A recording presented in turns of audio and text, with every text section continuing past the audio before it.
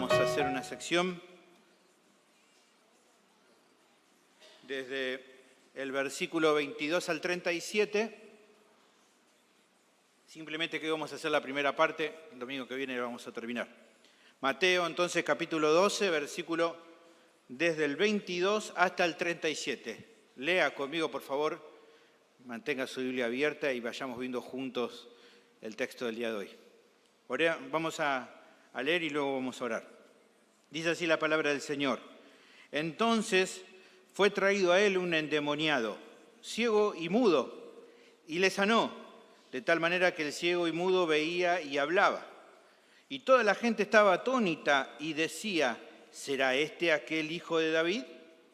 Mas los fariseos, al oírlo, decían, este no echa fuera a los demonios, sino por Beelzebú, príncipe de los demonios. Sabiendo Jesús los pensamientos de ellos, les dijo, todo reino dividido contra sí mismo es asolado, y toda ciudad o casa dividida contra sí mismo no permanecerá. Y si Satanás echa fuera a Satanás, contra sí mismo está dividido, ¿cómo pues permanecerá su reino? Y si yo echo fuera a los demonios por Beelzebú, ¿por quién los echan vuestros hijos? Por tanto, ellos serán vuestros jueces. Pero si yo por el Espíritu de Dios echo fuera a los demonios, ciertamente ha llegado a vosotros el reino de Dios. Porque, ¿cómo puede alguno entrar en la casa del hombre fuerte y saquear sus bienes si primero no le ata?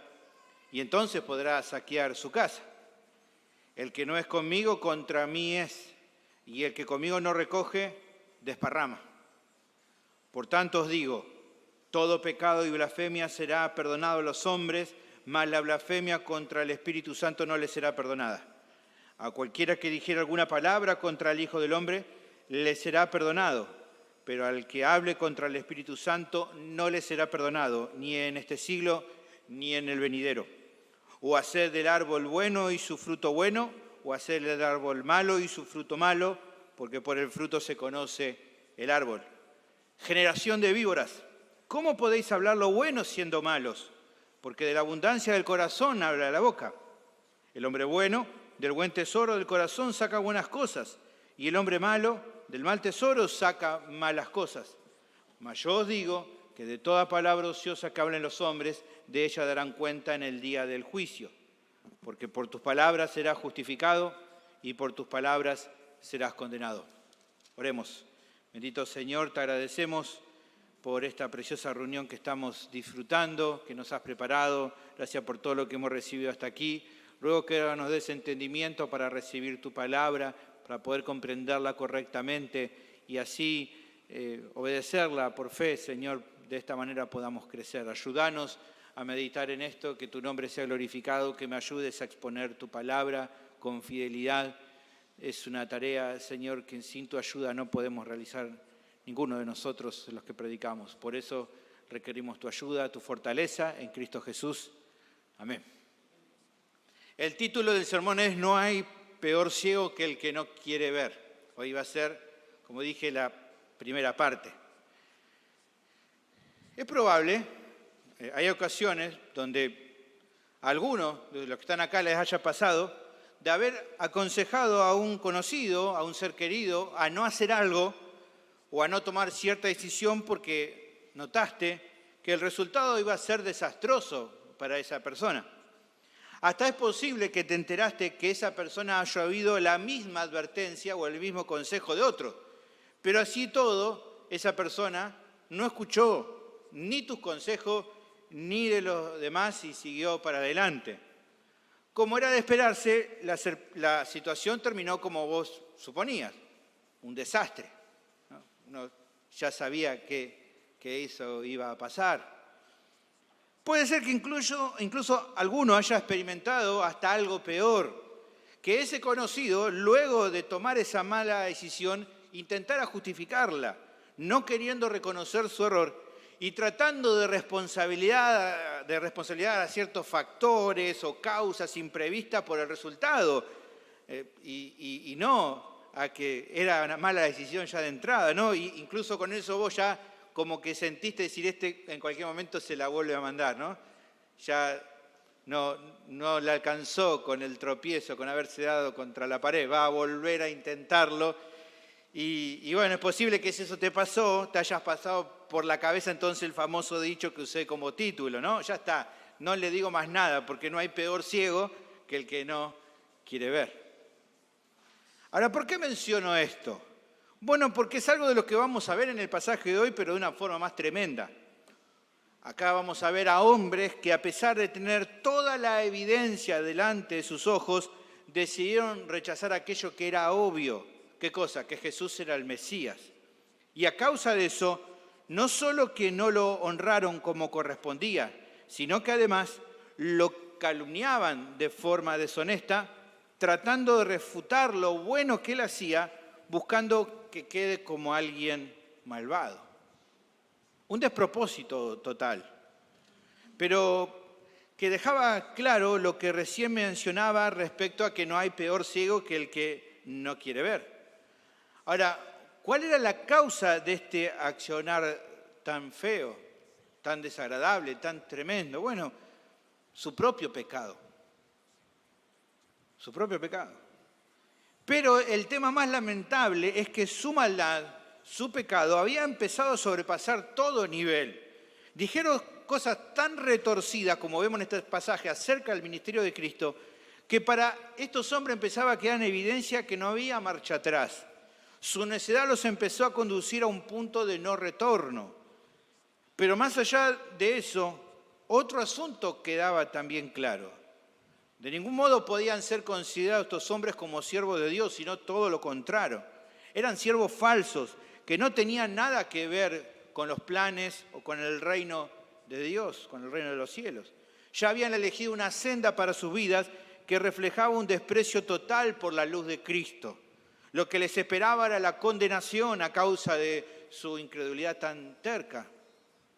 Mateo decidió resaltar esta historia a sus propios oyentes, por un lado, porque quiere advertirles acerca de lo grave que puede ser la hipocresía religiosa. Así como en la sección anterior, el ejemplo de Cristo era el modelo que ellos debían imitar, en este caso la enseñanza es inversa. Las actitudes de estos hombres eran las que ellos tenían que alejarse, huir completamente. Hay un claro contraste en ese sentido.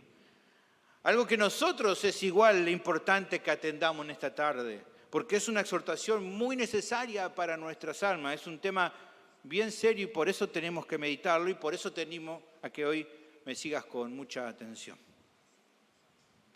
¿Me lo corres un poquitito como para la pared? Gracias. El tema del sermón es el siguiente. Los siervos falsos, a causa de su pecado, rechazan el obrar genuino de Dios. Este es el tema, repito. Los siervos falsos, a causa de su pecado, rechazan el obrar genuino de Dios. ¿Qué caracteriza a ese rechazo? Bueno, el pasaje presenta 4 características, de las cuales hoy, por razones de tiempo, solo vamos a ver las 2 primeras. ¿Está bien? ¿Se entendió el tema? Vamos a ver entonces la primera de estas 4 características. La primera es la incoherencia. Incoherencia. El pasaje comienza presentando un nuevo relato del ministerio de Jesús. Lean nuevamente conmigo. Entonces fue traído a él un endemoniado, ciego y mudo, y le sanó de tal manera que el ciego y mudo veía y hablaba. El hecho de comenzar aquí con el entonces marca que el tiempo de esta historia es indefinido. No se especifica si fue algo que pasó unos días, una semana, unas horas después del pasaje anterior. Básicamente porque no es la intención del apóstol darnos esa información. Él salta esa información. Pero sí lo pone en la continuidad porque quiere de algún modo relacionarlo con lo que dijo antes. Como vimos ya el domingo pasado, los versículos que preceden mostraban a Jesús como el modelo de un siervo que agrada a Dios. ¿Se acuerdan? Capítulo 12, versículo 15 hasta el 21. Vimos algunas características que lo distinguen. ¿Se acuerdan que una de ellas era muy importante, que era la compasión? Que Él es un siervo compasivo. Bueno, es esa compasión lo que lo mueve a ayudar a este hombre que le trajeron. Es alguien que se nos dice en el relato que estaba endemoniado.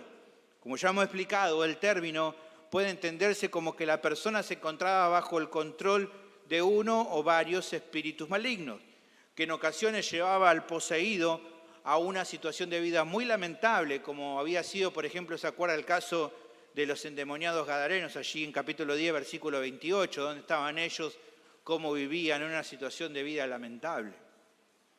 En este caso, al hombre de la historia le provocaba limitaciones físicas, ceguera y el no poder hablar. O sea que no estaba ciego y mudo por un problema natural o fisiológico, sino que el demonio que se había apoderado de él le generaba estos trastornos. Ahora, entendamos esto. No es que haya una conexión directa siempre respecto a que cada enfermedad sea producto de una posesión demoníaca. Como muchos movimientos carismáticos a veces infieren, quieren como reprender a cada persona enferma y empiezan no a reprender espíritu de enfermedad, cuando a veces simplemente un problema fisiológico, no tiene nada que ver con una posesión demoníaca. Pero eso no quita que justamente en este caso sí era así, eran enfermedades que provenían de una posesión demoníaca. De alguna manera el apóstol supo acerca de la condición de vida del hombre y por eso nos lo cuenta. Imagínense también que la aflicción, lo difícil que sería la vida para este hombre vivir de esta manera, sin libertad en su vida a causa de la posesión demoníaca y siendo alguien prácticamente inútil a causa de no poder ver y no poder hablar. Bueno, lo más importante que se relata también a continuación es la respuesta de Jesús. Sin demora, como a tantos otros, aquí dice que el Señor lo sana al expulsar evidentemente el demonio que poseía a este hombre. Al retirarle la causa de su trastorno, al instante este hombre que era ciego y mudo ya podía, dice el texto, ver y oír, evidentemente sin ningún problema. Un milagro impresionante, nuevamente, que estamos viendo de parte de Cristo, que resaltaba su poder y autoridad impresionante para dominar y expulsar sin problema a demonios.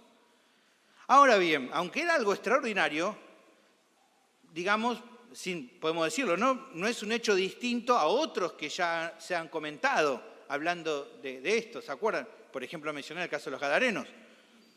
Lo que nos lleva a preguntar, ¿por qué Mateo lo trae a colación si ya es un tipo de milagro que Jesús ha hecho? Bueno, y sobre todo, ¿no? ¿Qué enseñanza quiere darle a su audiencia, a su propia audiencia? Acuérdense siempre que hablamos, Mateo está contando algo que ya pasó para otra audiencia, que son sus oyentes.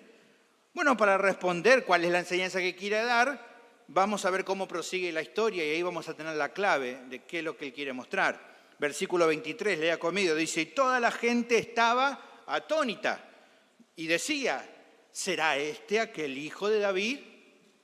Mas los fariseos al oírlo decían, este no echa fuera a los demonios sino por Belcebú, príncipe de los demonios. Bueno, si leemos esos versículos, ¿con qué nos encontramos? Con la reacción de dos grupos distintos que Mateo presenta. Primero, el primer grupo que presenta es gente en general que presenció el milagro. Dice que estaban atónitos por lo que había pasado. El término aquí atónito apunta a una gran sorpresa, a una perplejidad por lo que vieron. Que un hombre en tal condición de vida sea liberado en un instante de todo lo que estaba padeciendo, tanto en su interior como en el exterior. De hecho, evidentemente los cambios fisiológicos, el poder ver, el poder hablar, demostró que la expulsión del demonio había acontecido.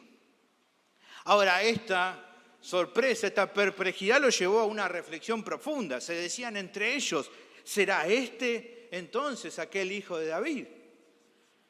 Bueno, evidentemente la pregunta apuntaba a considerar la identidad de Jesús como la del Mesías davídico prometido. ¿Es eso lo que estaban preguntando? Cuando hablan del hijo de David, están hablando del Mesías, que se entendía, obviamente la gente comprendía que tenía que ser el hijo de David que había sido prometido. Las señales estaban presentes, poder tanto como para sanar como para controlar espíritus malignos. Pero a su vez, como ya venimos viendo, el hecho de que la espera de los judíos fuera más bien de un Mesías político que los librara de la opresión romana para restaurar a la nación de Israel a su esplendor de antaño, hacía que la situación no se terminara de cuadrar. Ya lo estuvimos viendo, la gente todavía dudaba, le había pasado lo mismo o algo similar a Juan. Ahora también la gente está como dudando. Como ya mencioné, el asunto no es una contradicción, era que no comprendían con exactitud el plan de Dios. Por supuesto que Jesús es el Rey, por supuesto que es el Mesías, pero la manifestación de su poder sobre las naciones no era algo para ese tiempo, sino algo futuro. Lo que en ese lapso se veía de él era otro de sus rasgos ya anticipado. ¿Cuál? Lo que vimos la semana pasada, su rol de siervo de Dios, amado y escogido por Jehová para que cumpla con su plan redentor, con los planes divinos. Ese rasgo estaba claro. Esta aparente igual contradicción era lo que hacía cavilar a la multitud y a no definirse del todo, a creer y aceptar entonces que Jesús era el Cristo. Estaban dudando. No decían que no, tampoco decían que sí, se lo preguntaban. Todavía sus ojos no estaban abiertos de manera plena a la realidad de las cosas, así como le pasa a los perdidos en general, ¿no? Como dice 2 Corintios 4, ¿no? El Dios de este siglo cegó el entendimiento, los incrédulos. Bueno, esta gente estaba todavía cegada, no entendía del todo. Como vamos a ver más adelante también, los discípulos tampoco no entendían del todo. Todavía les faltaba claridad en el asunto. Pero el texto plantea además otra reacción. Dijimos, el primer grupo de la gente, que estaba atónita, que estaba pensando, que estaba analizando, que no se terminaban de definir. Pero en este caso hay otra reacción de otro grupo, dice de los fariseos. Ellos, en cambio, a diferencia de la multitud, dieron una explicación a este milagro acontecido. Afirmaron que un modo despectivo para referirse a Jesús, no echaba demonios sino por Belcebú, príncipe de los demonios. La referencia que usan acá es a uno de los nombres con el que se le conocía evidentemente al diablo. Usted lo sabe, ¿no? Es una manera de llamar al diablo. O sea, ellos estaban asegurando que el poder por el cual Jesús había liberado y sanado al hombre no provenía de lo alto, tal como se había anticipado como característica del Mesías en Isaías 42:1, sino desde el reino demoníaco. Que Jesús sería entonces como un aliado, por así decirlo, de Satanás, y en confabulación con él hacía estas obras para engañar a la gente. Una acusación, hermanos, infame, una declaración horrenda, terrible. Pero sobre todo, al comprender lo que realmente estaba pasando y quién era Jesús, lo que escuchamos acá es una blasfemia. Y no es algo que no pasa nada. En el Antiguo Testamento la blasfemia era, perdías la vida por blasfemar contra Dios. No era un chiste. Ahora, de esta situación podemos dilucidar al menos dos cuestiones importantes. La primera era que existía, y Mateo quiere dejar claro, cierta diferencia entre la incredulidad de la gente todavía no creía, en comparación con la de los fariseos que tampoco creían. Hay una clara diferencia. Los primeros dudaban por falta de entendimiento pleno. En cambio, los segundos directamente denostaron y difamaron los actos de Jesús con mentiras, con calumnias y con acusaciones cargadas de malicia.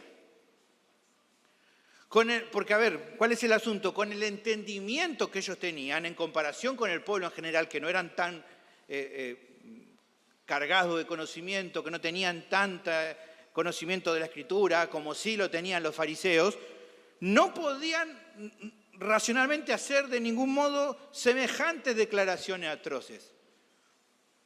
No podían, de ningún modo. Tenían información suficiente como para no decir eso. Fíjense, quizás acá no lo vemos, pero por ejemplo podemos ver en el Evangelio según Juan, capítulo 3, versículo 1, otro fariseo, otro hombre estudioso en la Escritura, que honestamente él dice lo que tendría que haber dicho cualquier fariseo. Fíjese, dice, había un hombre de los fariseos, otro aquí, que se llamaba Nicodemo, un principal entre los judíos. Este vino a Jesús de noche y le dijo, Rabí, sabemos que has venido de Dios como maestro, porque nadie puede hacer estas señales que tú haces si no está Dios con él. Esto es lo que tendrían que haber dicho los fariseos mínimamente.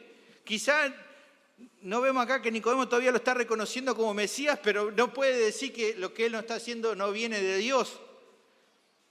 Porque era evidente.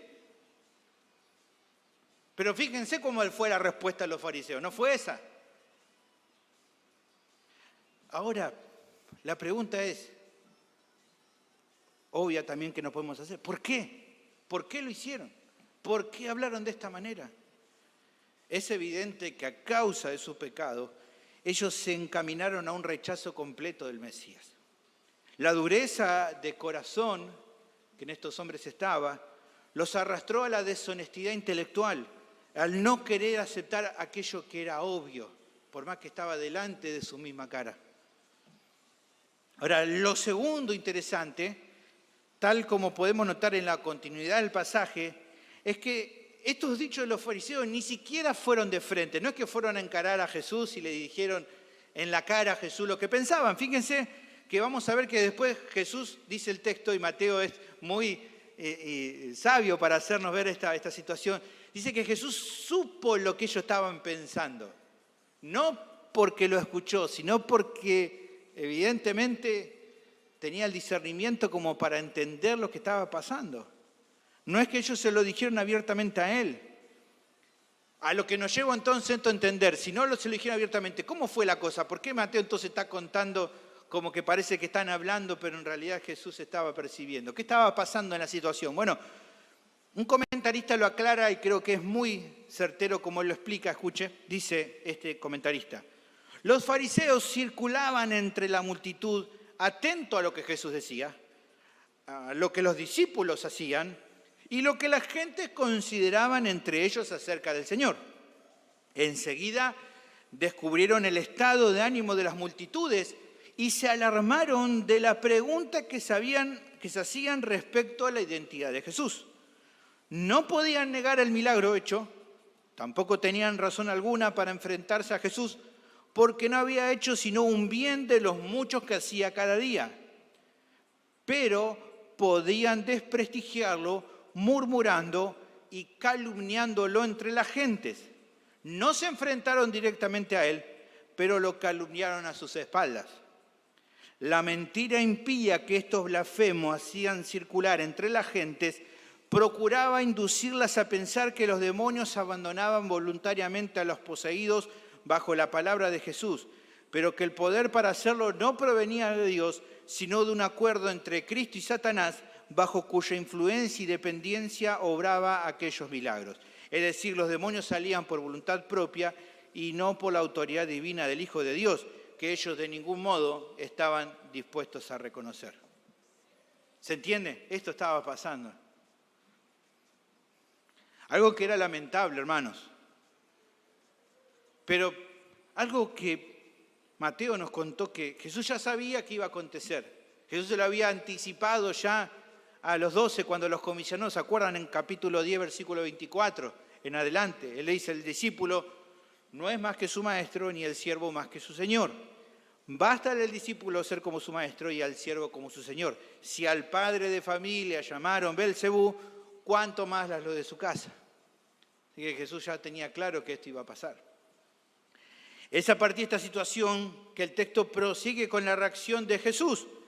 Vamos ahora al versículo 25. Dice, sabiendo Jesús los pensamientos de ellos, les dijo, todo reino dividido contra sí mismo es asolado, y toda ciudad o casa dividida contra sí misma no permanecerá. Y si Satanás echa fuera a Satanás, contra sí mismo está dividido. ¿Cómo pues permanecerá su reino? Y si yo echo fuera a los demonios por Belcebú, ¿por quién los echan vuestros hijos? Por tanto, ellos serán vuestros jueces. Como antes mencionaba, Jesús comprendía las maquinaciones de estos hombres y a diferencia de ellos, Él sí los confrontó cara a cara, les habla.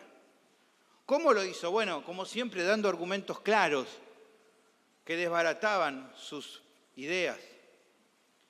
El primer argumento apunta a reflejar lo absurda que era la acusación. Jesús presenta una analogía. Un reino dividido contra sí mismo es asolado. Sea que se trate incluso de un reino, una ciudad o una casa, al dividirse está condenada a la destrucción. No hay chance de esperar otra cosa. Con eso en mente él aplica el mismo principio al reino de las tinieblas. Si Satanás echa fuera a Satanás, se está dividiendo contra sí mismo. ¿cómo puede permanecer? Ahora, con esa idea, entonces refuta la calumnia.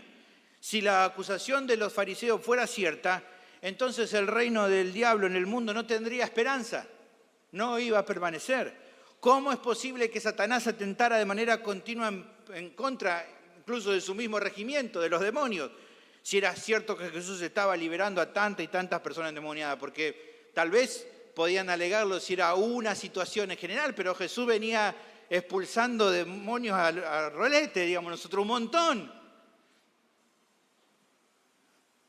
Se iba a quedar sin soldados. Por lo tanto, la explicación que querían dar del origen de los milagros de Jesús era absurda, no tenía ningún sentido. O mejor dicho, sí tenía un sentido. Estaba fundada más bien en el deseo de los fariseos por embarrar la cancha, presentando mentiras que no tenían ni ton ni son, no tenía ningún argumento para demostrar eso. Ahora, la segunda argumentación, el segundo argumento de Jesús, va por otra senda adicional. Le dice que si echó fuera demonios por Beelzebú, ¿por quién los echan sus hijos? Por tanto, ellos serán sus jueces. Ahora, ¿qué quiere decir con esto? Para entender la idea aquí, la clave es entender a qué se refiere Jesús aquí con los hijos de los fariseos, ¿no? Sus hijos. Bueno, la mayoría de los eruditos coinciden que aquí no se tratan de sus hijos, de sus descendientes naturales. El término, a veces, que se usa acá, podía usarse en otro sentido. Por ejemplo, para hablar de personas que están bajo la subordinación o la identificación de algo o de alguien mayor. Por ejemplo, en Gálatas 3:7 se habla de los hijos de Abraham, aquellos que son por la fe, no está hablando de hijos nacidos de Abraham, naturales, descendientes de él. En Hechos 4:36 se habla de Bernabé y se lo menciona como el hijo de consolación y se usa la misma palabra. Aquí está hablando entonces de una manera más bien metafórica. Ahora, con eso en mente, podemos inferir que los hijos de los fariseos, aquí está hablando Jesús acá, sería una denominación de aquellos que bajo su liderazgo o bajo su guía servían a la comunidad. ¿Y qué es lo que hacían entre tantas cosas? Bueno, trataban justamente de exorcizar a los endemoniados. Los historiadores nos cuentan que esto era una práctica muy común en Israel entre los judíos, una práctica común religiosa en aquel entonces. Por ejemplo, allí en Hechos capítulo 19, versículo 13, se nos cuenta de judíos que estaban queriendo echar fuera demonios. Dice, pero fíjense, dice, algunos de los judíos, exorcistas ambulantes, o sea, que era un trabajo que hacían, intentaron invocar el nombre del Señor Jesús sobre los que tenían espíritus malos, diciendo, os conjuro por Jesús, el que predica Pablo. Había 7 hijos de un tal Esceva, judío, jefe de los sacerdotes, que hacían esto, ¿ven? O sea, era algo común que muchos muchachos se embarcaban en esta tarea de ser exorcistas ambulantes. Ahora, con todos estos datos en mente, repasemos la palabra de Cristo. Si para ellos el acto de echar fuera demonios era algo que podía hacerlo en virtud de estar en acuerdo con el diablo, la pregunta de Jesús, ¿no se podía decir lo mismo de quienes bajo la tutela de los fariseos también lo hacían? Dicho de otro modo, Jesús le estaba resaltando, ¿qué pasó que ahora se preocupan tanto por alertar acerca del origen por el cual ocurre lo que estoy aconteciendo, cuando de hace mucho tiempo su propia gente hace algo similar y nunca han dicho nada al respecto? Parece que ahora de repente se dieron cuenta que hay alguien echando fuera demonios. Nunca les importó antes. Lo que Cristo deja claro en esto, en los fariseos, es una falla muy grave, muy grande. ¿Cuál es? Una doble vara moral alarmante. Aquello por lo que nunca protestaron o se alarmaron, ahora les preocupaba por demás. ¿Cuál era el tema entonces? Bueno, aunque nunca lo van a reconocer de frente, el problema no era el exorcismo en sí, sino quién lo estaba haciendo. Ese es el problema. Porque si eran sus protegidos, sus hijos, estaba todo bien. Pero como ahora era Jesús a quien ellos rechazaban, ponían el grito en el cielo. ¿Usted se cree que la deshonestidad intelectual es de este tiempo, que gente que ahora se rompe las vestiduras por cosas que antes no le molestaban? No, ha sido siempre así. Y con Jesús también fue muy claramente así. Porque, fíjense, lo que él hacía ya lo habían hecho otros y no decían nada. Por ende, la conclusión de Jesús es clara. Aquellos que eran apadrinados por los fariseos, sus hijos, iban a terminar siendo sus propios jueces. ¿Qué quiere decir con esto? Un comentarista bíblico lo explica así. A fin de ponerlo más en evidencia, Jesús estaba alegando que los fariseos estaban poniendo a estos hijos como jueces de ellos mismos. La sugerencia implícita era que les preguntaran a estos practicantes mediante qué poder expulsaban espíritus malignos. Si declaraban por el poder de Satanás, se habrían condenado a sí mismos y a los líderes religiosos que los apoyaban en eso. Pero si declaraban por el poder de Dios, entonces debilitarían la acusación de los fariseos en contra de Jesús. En conclusión, la segunda respuesta de Cristo demostraba que la acusación de los fariseos estaba completamente cargada de prejuicio y, como decimos, de una doble vara moral. Lo que no les molestaba de otros sí les molestaba en Jesús, porque el problema era Jesús, no lo que estaba haciendo. Por lo que entonces no tenían autoridad ni moral, de ningún tipo, para criticar, murmurar o hablar mal de él, tal como lo habían hecho. Así que una vez comprendidos los asuntos de lo que tenemos aquí en el pasaje, podemos entonces pensar, o debemos considerar, qué es lo que Mateo quería enseñar a sus propios oyentes con todo esto. Bueno, creo que se trata de reflejar una distinción clara entre un siervo fiel como Jesús, el cual era el modelo al cual ellos debían imitar, que vimos la semana pasada, de la reacción de aquellos que dan una supuesta apariencia de piedad, como los fariseos, pero que no sirven de corazón al Señor, como eran estos fariseos en particular que confrontaron con Jesús. Es por eso que esta gente fue capaz de difamar al mismísimo Mesías. Si no les importaba, como vimos la vez pasada, destruirlo, mucho menos le iba a importar difamarlo.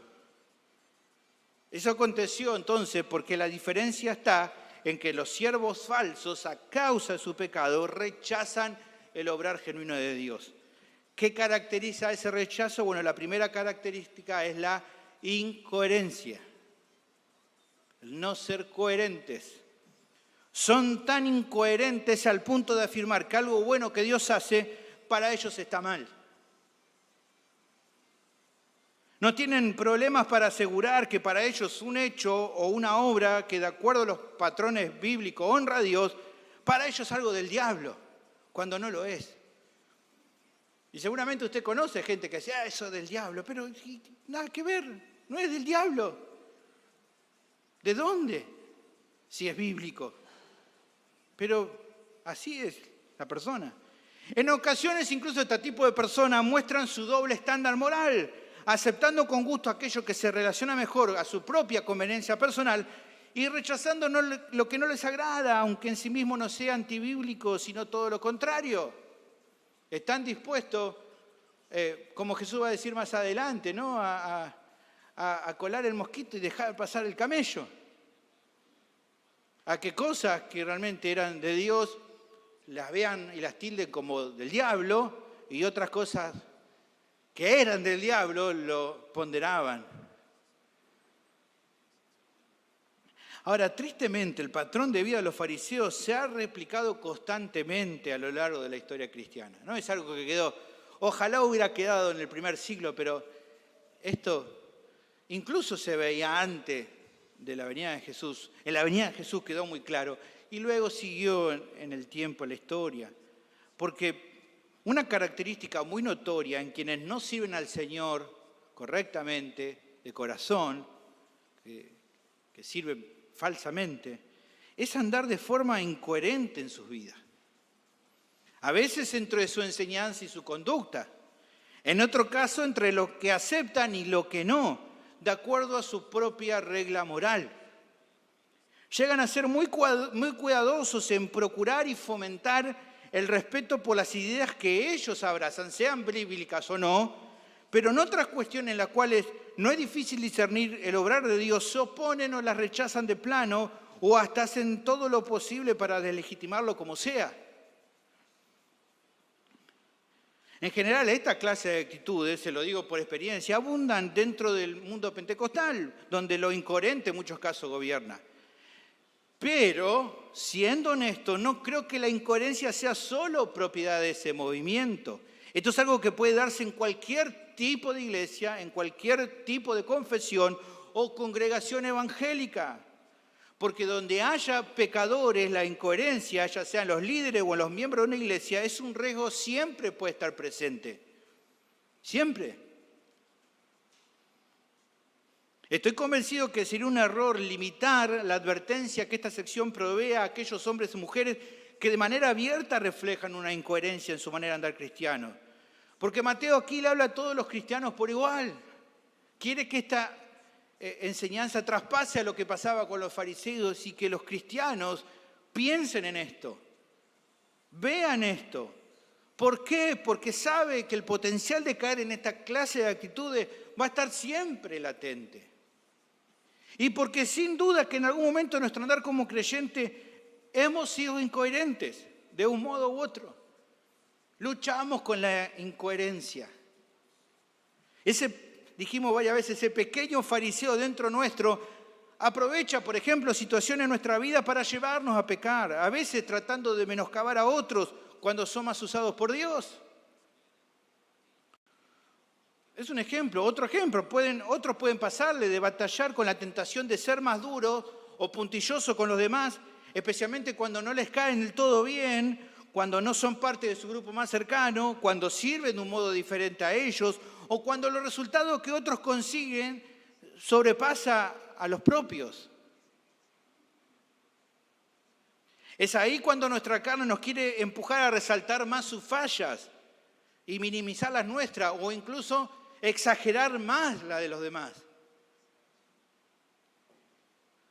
Ahora, la enseñanza de esta tarde nos confronta, hermano, a no darle lugar a esta clase de pensamiento. Debería ser un espejo para mirarnos y guardarnos, hermano, de la incoherencia. Sino más bien el punto es seguir el ejemplo de Cristo. ¿Se acuerdan que lo hemos visto la vez pasada? El ser compasivos, amorosos con los demás. Pedro en su primera carta, capítulo 3, versículo 8, dice: finalmente, sed todos un mismo sentir, compasivos, amándoos fraternalmente, misericordiosos, amigables. E incluso en gozarnos cuando un hermano recibe más honra o es más usado por Dios que nosotros. Como Pablo decía en 1 Corintios capítulo 12, versículo 26, de manera que si un miembro padece, todos los miembros se duelen con él, y si un miembro recibe honra, todos los miembros con él se gozan. Así que tengamos esto muy en cuenta, por favor, hermanos.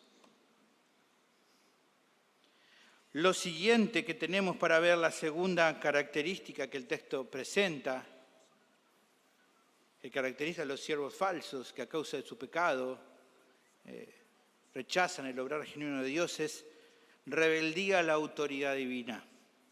El pasaje prosigue con más declaraciones de Jesús a los fariseos. Dice aquí: pero si yo por el Espíritu de Dios echo fuera a los demonios, ciertamente ha llegado a vosotros el reino de Dios.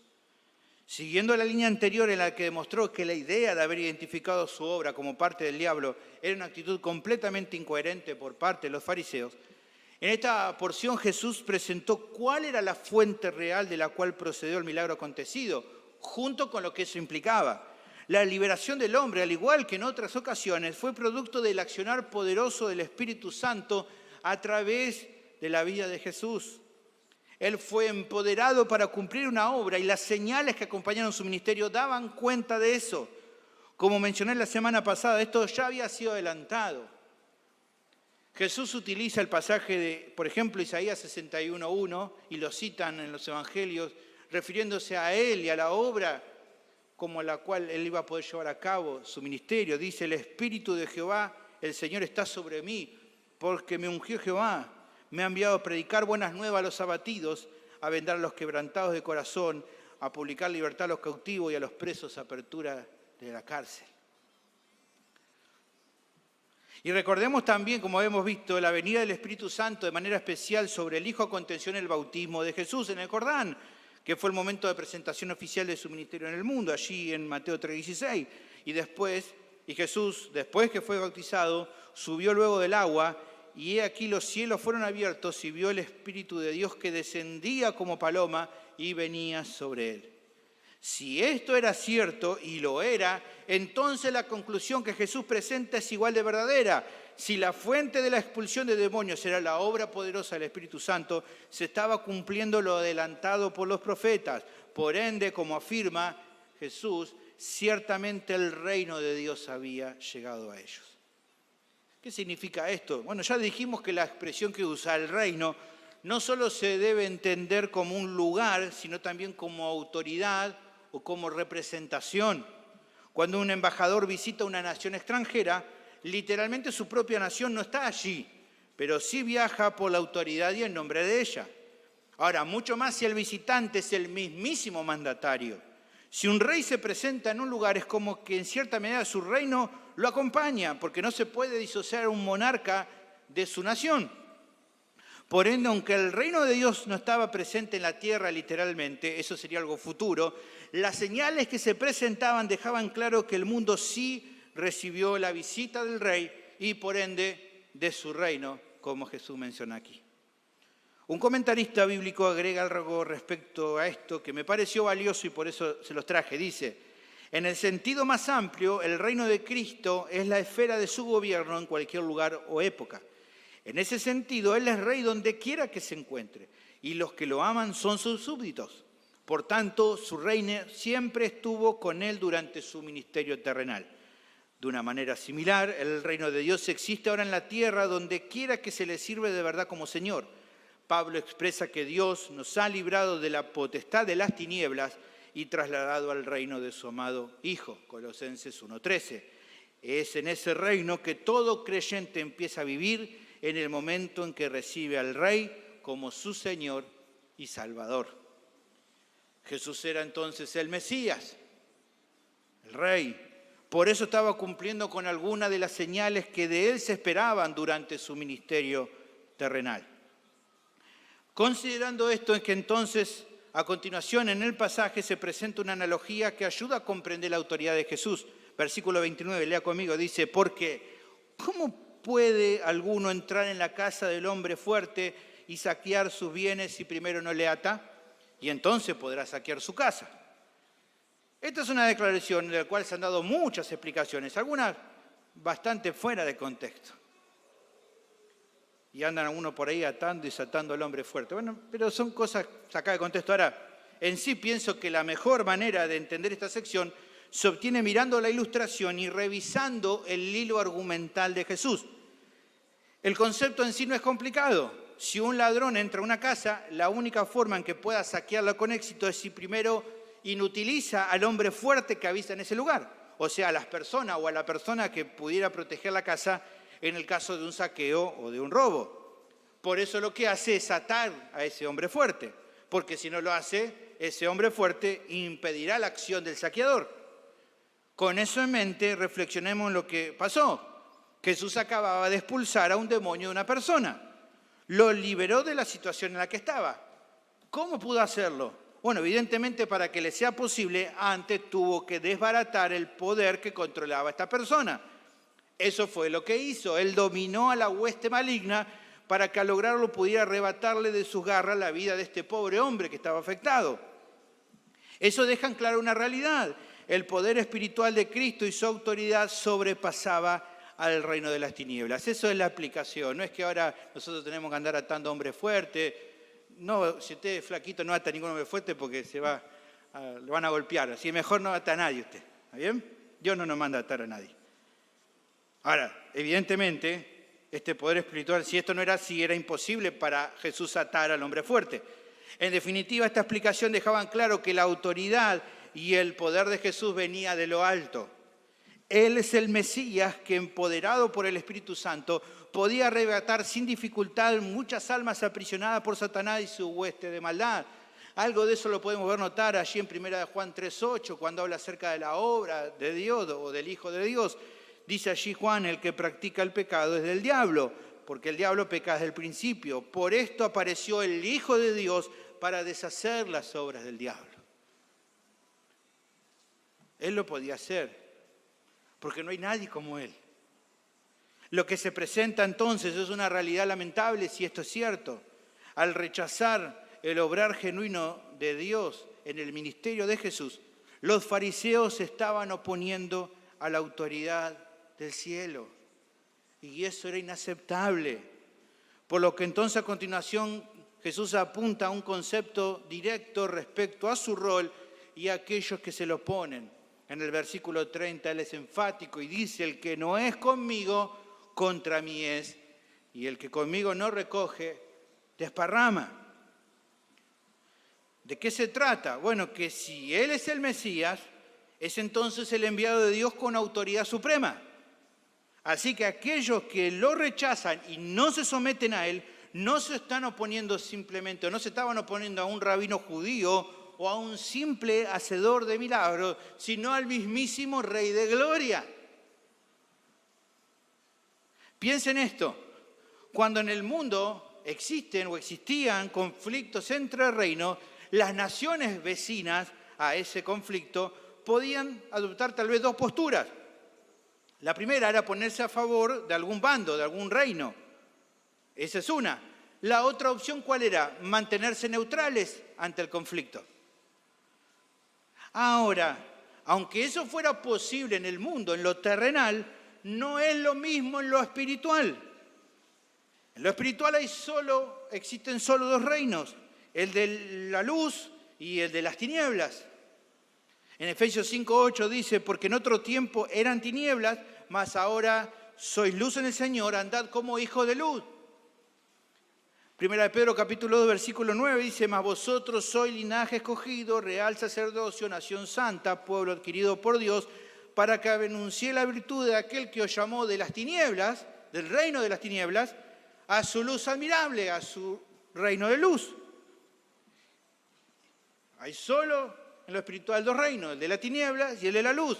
Y ambos reinos están en un conflicto que es irreconciliable. No hay chance de tregua o de paz entre esos dos reinos. Por eso Pablo en 2 Corintios capítulo 6, versículo 14 dice: no os unáis en yugo desigual con los incrédulos, porque ¿qué compañerismo tiene la justicia con la injusticia? Y fíjese, ¿qué comunión la luz con las tinieblas? Y a continuación, ¿qué dice? ¿Y qué concordia Cristo con Belial? Las cabezas de ambos reinos. Sabemos también por la Biblia que el primero, el reino de la luz, al fin de todo, se impondrá por completo al reino de las tinieblas. Ahora, eso queda claro, pero más allá de ello, hay aquí una verdad que está flotando en el aire que Jesús está explicando. ¿Qué cosa? Que en este conflicto entre estos dos reinos no existen los neutrales.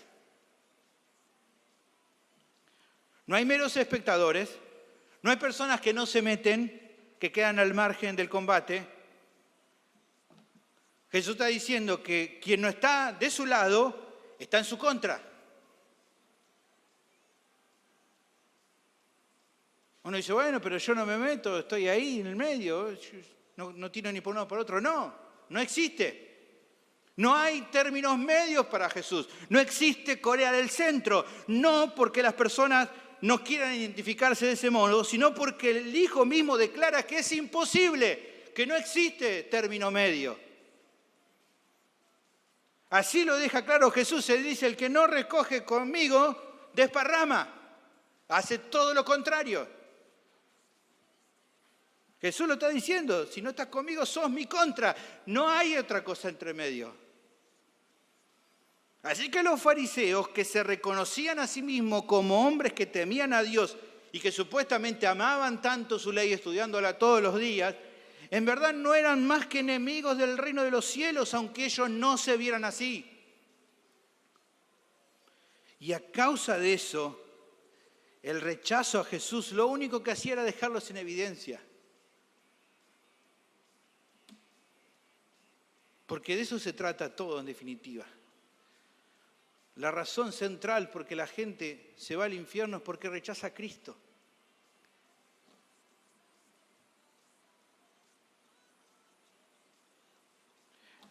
La situación que estaba pasando exponía lo que había en su corazón, por más que ellos quisieran mostrar otra cosa. Porque un verdadero ciudadano del reino de Dios no podía hacer otra cosa que someterse al Mesías, viviendo para Él y reconociendo su poder y autoridad. No solo en ese momento presencial, sino siempre. Alguien que no se somete a Cristo, que no se somete a su doctrina, no es de Dios. Porque solo existen dos relaciones posibles para con Jesús y por ende para con Dios. Con Él o contra Él. Así que nadie que no se someta de verdad a Cristo, a su enseñanza, puede sentir seguridad que es de Dios. Porque el que no cree en Jesús y no lo obedece sinceramente, no pertenece a su reino, aunque diga que tenga fe, aunque diga que crea en Dios, aunque practique costumbres religiosas. No importa. No importa. En muchos casos pareciera de que puede estar bien camuflado, pero hay ocasiones, como hemos dicho, que cuando su propio reino se ve amenazado en esa persona, entonces aparece la señal de que no pertenece al reino de los cielos, se opone de distintas maneras a la obra de Cristo. Y por eso es tan importante, hermano, como hablamos siempre del discipulado, porque el discipulado empieza a reflejar lo que en verdad somos. Porque mientras superficialmente abrazamos a Cristo está todo bien, pero cuando Cristo empieza a meterse en lo profundo de tu corazón, ahí demostrás si estás dispuesto a someterte a Él, a seguirle, o a seguir haciendo con tu vida lo que querés. ¿Y quiénes son los verdaderos discípulos? Los que lo siguen.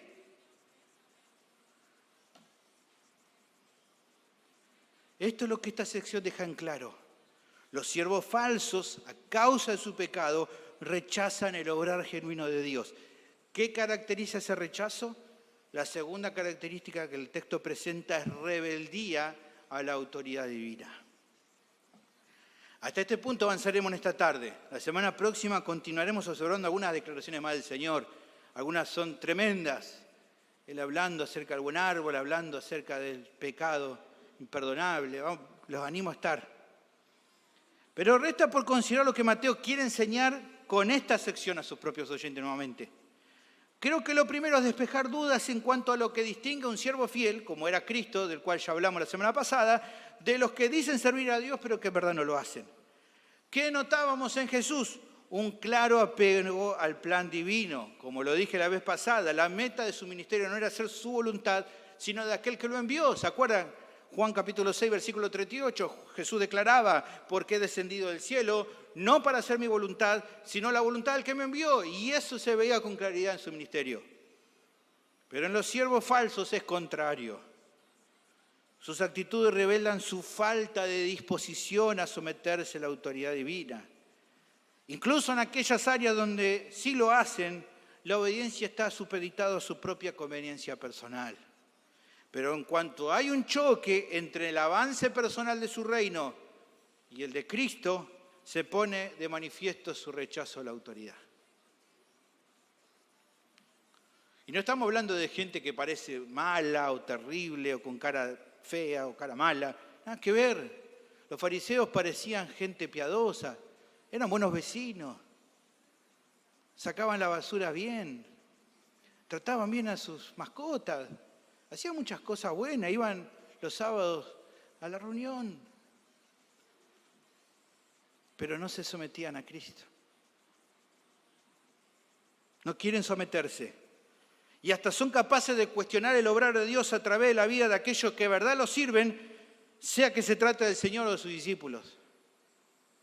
Por eso la declaración que leímos hoy de Cristo es dura, pero es clara.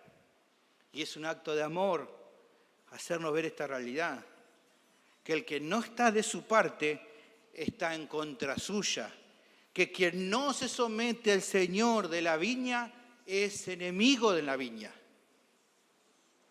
No hay términos medios en relación a su reino, no hay neutralidad. Si vos que estás hoy aquí pensabas de que había un término medio cristiano o medio del mundo, no existe. O estás con Él o estás en contra de Él. Por eso los cristianos verdaderos deben cuidarse de prestar oído, por un lado, a quienes parecen mostrar piedad o conocimiento bíblico, pero que en los hechos muestran rebelión a la autoridad divina. Alejate de esas personas. Conozco muchos que sí, que tienen, wow, sí, qué conocimiento que tienen de la Biblia. Y vos ves que son rebeldes a eso que conocen. Bueno, gente así, no te aporta nada a tu fe, a la edificación de tu vida. Miren lo que dice aquí Pablo en 2 Timoteo. Le dice a Timoteo, pero porque habrá hombres amadores de sí mismos, avaros, vanagloriosos, soberbios, blasfemos, desobedientes a los padres, ingratos, impíos, sin afecto natural, implacables, calumniadores, intemperantes, crueles, aborrecedores de lo bueno, traidores, impetuosos, infatuados, amadores de los deleites más que de Dios, que dice al final que tendrán apariencia de piedad, pero que negarán la eficacia de ellos. ¿Qué dice? A esto seguirlo en las redes sociales, a esto mirarlo todos los días por YouTube. No, ¿qué dice? Evita estos, evita. No se trata de pelear con ellos o de aborrecerlos, pero no puede haber comunión íntima con aquellos que se exponen o que se oponen a Cristo. Fíjense, 2 de Juan, capítulo 1, versículo 9. Cualquiera que se extravía y no persevera en la doctrina de Cristo, ¿qué dice? No tiene a Dios. El que persevera en la doctrina de Cristo, este sí tiene al Padre y al Hijo. Ahora, si alguno de los que no tiene a Dios, porque se extravían y no perseveran en la doctrina de Cristo, viene a vosotros y no trae esta doctrina, porque se ha extraviado, porque no es alguien que pertenezca al reino de Dios, no le recibáis en casa, ni le digan bienvenido, porque el que le dice bienvenido participa en sus malas obras.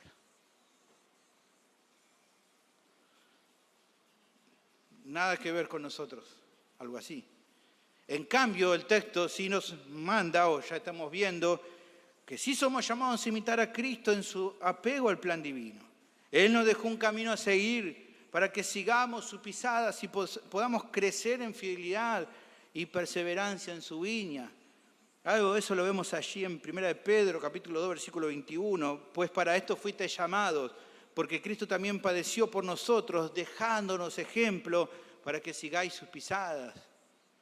En cuanto a tener que resistir los problemas en el mundo, pero en general el mismo concepto serviría para todo. Él nos ha dejado ejemplo para que lo sigamos. Y debemos imitarlo. Creo que también es sano y correcto apoyar y orar por otros creyentes que sí sirven al Señor, aunque en todo no hagan la obra igual que nosotros. Tenemos que saber diferenciar. O que en cuestiones centrales de la fe tengan enfoque distinto a los nuestros. Si en su servicio honran y trabajan por el avance del reino de Dios, y si el mensaje que predican es el Evangelio de Cristo, entonces debemos respetarlos, amarlos y rogar para que el Señor los siga fortaleciendo en la obra que llevan a cabo, para que se mantengan fieles hasta el fin. Debemos hacer esa separación entre los que son siervos fieles, pero que no hacen todo como nosotros la obra, o que no tienen todas las convicciones igual a vos, a aquellos que son siervos falsos. Hay una clara distinción, y son las que estamos viendo en estos pasajes. Por último, creo que la enseñanza de esta sección, sin lugar a dudas, es una advertencia también para nuestra vida, a fin de que, hermanos, no nos descarriemos.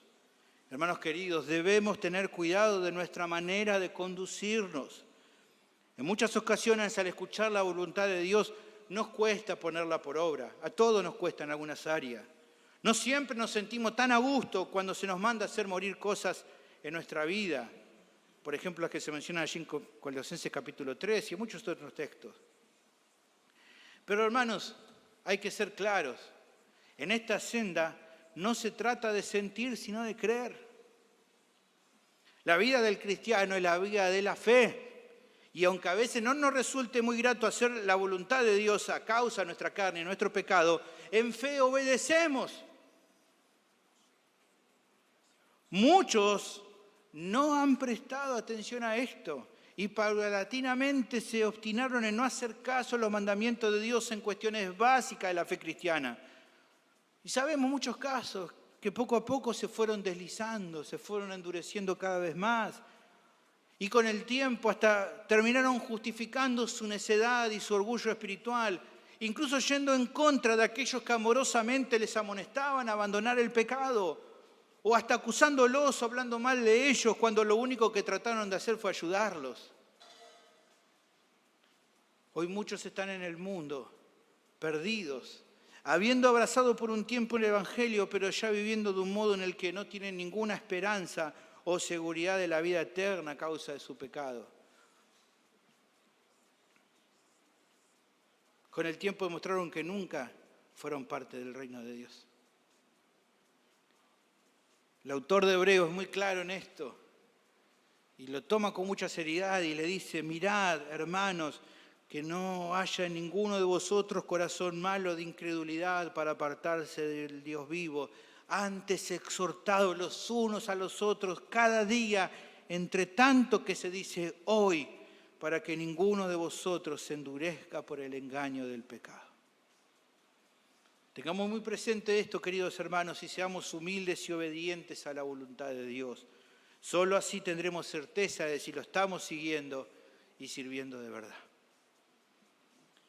Antes de terminar, también quiero hablarle a aquellos que están sin Cristo, a quienes tienen tal vez una falsa seguridad de salvación, producto de que hacen ciertas cosas religiosas, tal vez alguno que haya repetido alguna vez alguna oración, o que familiares suyos son creyentes genuinos. Algunos creen eso. Hasta ven a sus familiares que son creyentes genuinos como un amuleto, como que, bueno, si ellos lo tienen a mí no me va a pasar nada. Tenés que entender, querido oyente, querido amiga, jovencito que está acá, nada de eso te salva. No te salva que tus papás sean creyentes. No te salva que tus hijos sean creyentes. No te salva que hagas ciertas cosas de creyente. No te salva nada de eso. No caigas, por favor, en la trampa de la hipocresía religiosa. Mucha gente en el mundo se aferra a eso y lamentablemente cree ser algo que no es. Y vos podés estar pensando que tal vez sos cristiano y tal vez no lo seas.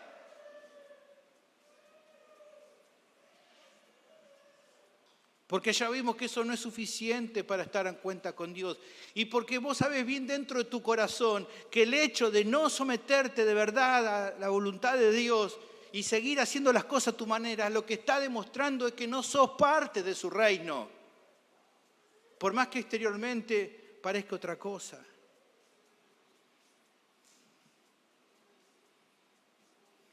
Pero también déjame decirte que el Evangelio presenta el único camino de salvación.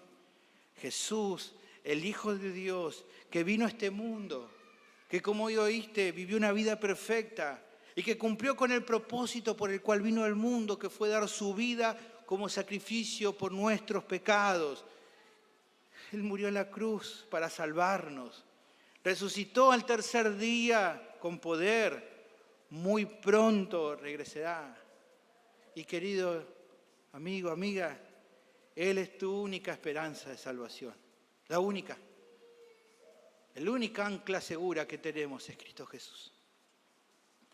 Y así como en aquel entonces, como hemos visto, fue compasivo, hoy también Jesús compasivamente te llama a que abandones tu rebeldía, a que abandones esos intentos vanos por llegar al cielo, por tu fuerza, y que confíes en Él de todo corazón.